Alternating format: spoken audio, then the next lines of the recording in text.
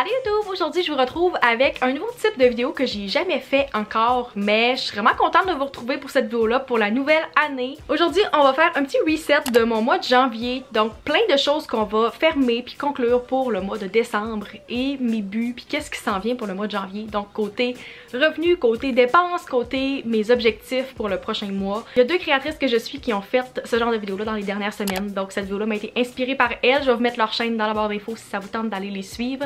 C'est deux créatrices anglophones que j'aime beaucoup. On va commencer par jaser de qu'est-ce que j'ai accompli au mois de décembre. Même si le mois de décembre a été un gros bordel dans ma tête, ça a été quand même un bon mois côté accomplissement, fait qu'on va regarder ça ensemble. La première chose que j'ai notée, c'est que j'ai terminé mon avant-dernière session d'université avec ma meilleure moyenne à date.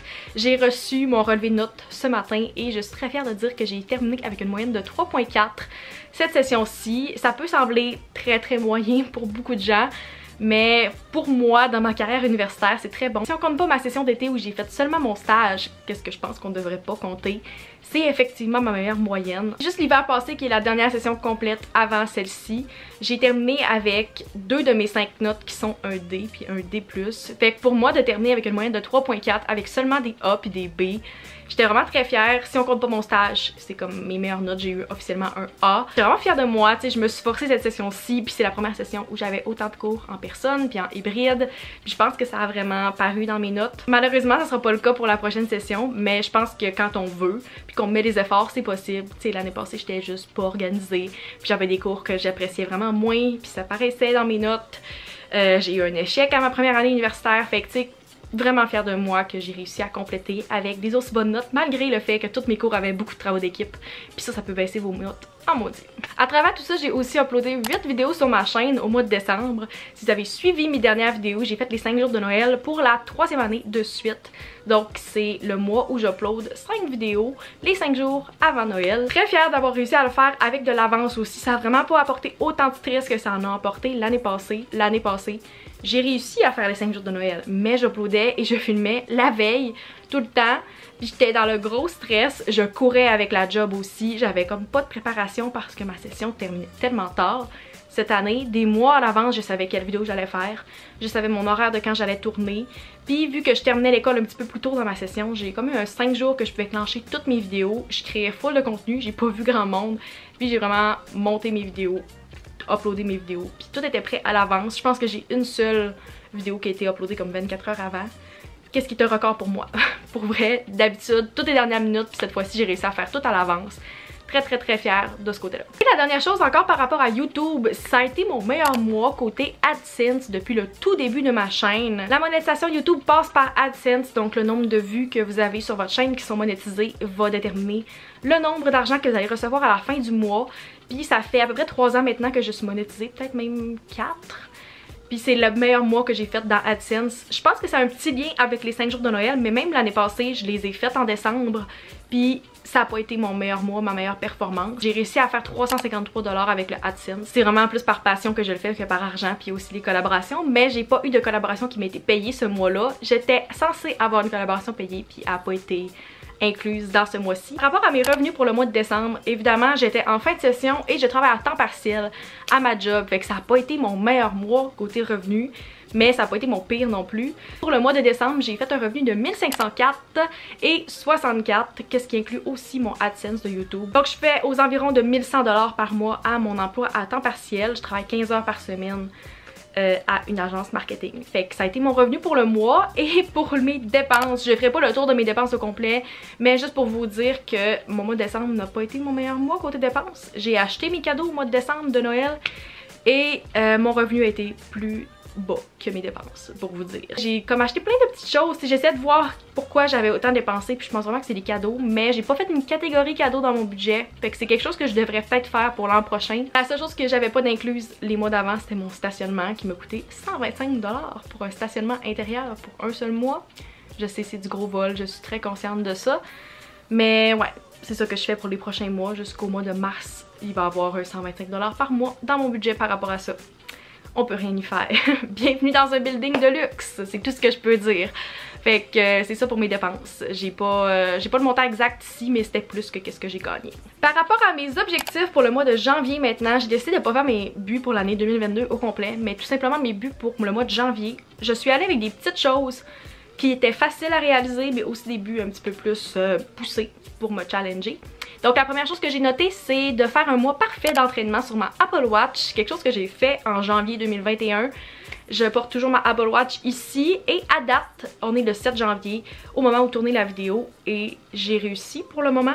J'ai juste une semaine de fête sur le mois au complet. Pour réussir un mois parfait, il faut avoir tous ces anneaux bougés, donc le nombre de calories dépensées en activité dans la journée. Par contre, j'ai triché un peu pour 2 journées à date, que j'ai été obligée de baisser mon objectif, mais j'espère ne pas avoir besoin de le faire pour les prochaines semaines. L'année passée, j'ai même fait un mois plus que parfait parce que au lieu de seulement accomplir tous mes objectifs bougés, j'ai fait les 3 anneaux pendant 50 jours de suite, je pense. Fait que pas sûr ça va arriver ce mois-ci, même que c'est certain que ça arrivera pas parce que je me suis pas entraînée tous les jours. Mais pour le reste du mois, on croise les doigts que je vais réussir ça. Un mois parfait, c'est quand même assez difficile. Je me suis donné ça comme objectif, même si je peux pas sortir de la maison. J'ai réussi l'année passée à faire tous des entraînements dans mon petit salon. Fait que je pense que je suis encore capable cette année. La deuxième chose, c'est que j'aimerais atteindre 5000 abonnés sur Instagram ce mois-ci. Je peux aller regarder présentement, j'en ai combien au moment de tourner la vidéo. Je pense que j'en ai 4902. Fait que je pense que c'est réaliste. Malheureusement, mon Instagram, à chaque fois que je poste présentement, je perds des abonnés. Fait que c'est vraiment frustrant. Fait que j'aimerais vraiment gagner ces 100 abonnés-là pour me dire que je suis en haut de la barre du 5000. C'est une barre psychologique que j'ai depuis un bout. Puis je vais essayer d'être plus constante sur Instagram pour que ça arrive ce mois-ci. Fait que 5000, je pense que c'est réaliste. On va voir à la fin du mois, je vais être rendu haut. Je sais qu'il faut faire des objectifs plus précis, mais j'ai été assez générale dans celui-là. Partir ma session du bon pied, donc j'ai écrit en parenthèse, pas de retard dans mes cours. Toutes mes sessions que j'étais complètement en ligne, je prenais au moins 3 semaines de retard dès le début. Je faisais d'autres choses, je créais du contenu, puis je me ramassais que toutes mes choses étaient en retard parce que c'était des cours asynchrones. J'ai pas l'intention de faire ça cette année. C'est ma dernière session universitaire, fait que je pense que je suis capable. Faut juste regarder les objectifs en tête. J'ai déjà commencé certains cours, fait que j'ai de l'avance même. Ensuite, un objectif monétaire, je veux faire au moins 250 $ en AdSense ce mois-ci. Puis j'ai dit tantôt que j'avais fait 350 au mois de décembre, fait que ça a l'air un peu bas comme objectif, mais le mois de janvier est très slow sur YouTube. C'est le mois où les revenus AdSense sont le plus bas.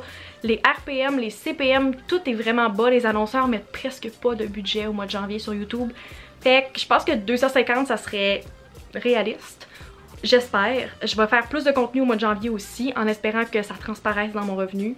Parce que c'est toujours le fun d'être récompensé pour du contenu que tu as mis du temps puis des efforts, puis que les gens ont apprécié. Fait qu'on va y aller avec ça. Je pense que ça se peut, en espérant que ça sera pas comme un gros drop dans mon revenu comparé au mois de décembre. Ensuite, un objectif que j'avais au mois de décembre puis que j'ai pas réussi à accomplir, mais je veux vraiment faire en janvier, c'est de recevoir mon premier chèque de marketing affilié. Quand je mets un lien affilié sur ma story sur Instagram d'un morceau de vêtement par exemple, si vous achetez avec ce lien-là, moi je vais avoir une petite partie de la vente qui va me revenir. Ça fait plus qu'1 an maintenant que je fais du marketing affilié, mais il y a toujours un minimum comme les revenus par rapport à Google AdSense. Il y a un, mettons, 50 ou 60 $ minimum qu'il faut atteindre pour avoir le premier chèque. Et je suis à 1 $ près d'avoir ce chèque-là depuis un mois. Et c'est des fois 60 à 90 jours avant que ça soit process et que ça vous revienne. Donc ça fait 3 mois que j'attends que ça soit process pour avoir mon premier chèque. Si vous voulez que je parle un peu plus du marketing affilié quand je vais avoir plus d'expérience là-dedans, vous me direz dans les commentaires. Mais j'ai plusieurs sources présentement puis je pense que je vais être capable d'atteindre ce montant-là. Fait que reste à voir combien ça va être, mais on croise les doigts. Ça fait 2 mois que j'attends après ça, je pense que ça va arriver ce mois-ci. Ensuite, un objectif qui va être assez difficile pour moi, c'est de diminuer mon temps d'écran à, attention, moins de 7 heures par jour. C'est clair que vous dites, c'est quoi, tu fais plus que 7 heures par jour présentement? Et la réponse est oui. Je peux aller voir dans les dernières semaines c'était combien, mais avec mon emploi comme créatrice de contenu, mon emploi en marketing, à une agence qui est spécialisée dans Instagram et le fait que je suis addict à mon téléphone, ma moyenne est quand même assez élevée depuis un petit bout. Ma moyenne de la dernière semaine est de 7h40. Fait que j'ai comme une job temps plein sur mon cell présentement. Fait que j'espère avoir moins de 7 heures. J'ai réussi dans le temps des fêtes à faire une semaine à comme 6h et quelques. Mon dernier objectif par rapport à mon téléphone, c'est de faire le ménage dans mes photos. Ça fait longtemps que je veux faire ça.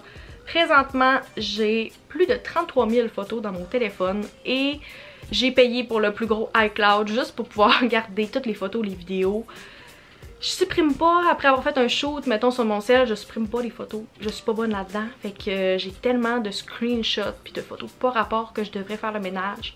C'est tout pour mon reset du mois de janvier. J'espère que vous avez apprécié. Si c'est le cas, n'hésitez pas à me dire dans les commentaires qu'est-ce que vous aimeriez voir dans ce type de vidéo prochainement. Je sais pas si je vais le faire tous les mois, une fois par trimestre, peu importe à quelle fréquence je vais décider de faire ça. Mais n'hésitez pas à me dire dans les commentaires qu'est-ce que vous voudriez voir dans cette vidéo-là ou qu'est-ce que vous voulez pas voir. N'hésitez pas à vous abonner si c'est pas encore fait, à mettre un thumbs up à la vidéo et on se retrouve dans une prochaine vidéo. Bye!